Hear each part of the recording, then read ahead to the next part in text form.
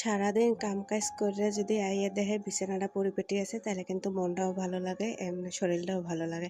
Hello বন্ধুরা, আসসালামু আলাইকুম। সবাই কেমন আছেন? মুই আপনাদের আলহামদুলিল্লাহ ভালোই আছি। তো একদিনের লইগে গেলাম বাপের বাড়ি, একদিনের জায়গায় 2 দিন রয়েছি। আইয়ে দেখি বিছনা বেডিংয়ে দোল টোল পুরা অস্তভুত হয়ে রাত্রি মুই তাড়াতাড়ি বিছনা বেডিংয়ে সব পরিবর্তন করছি।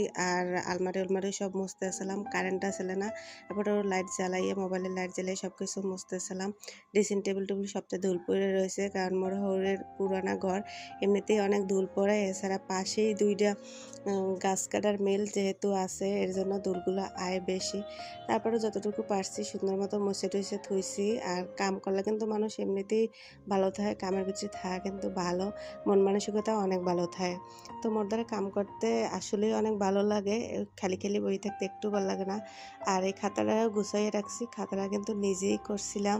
এই খাতাটা তৈরি করতে 2.5 মাস সময় লাগছিল। খাতাটা কিন্তু বাস্তবে দেখতে অনেক সুন্দর।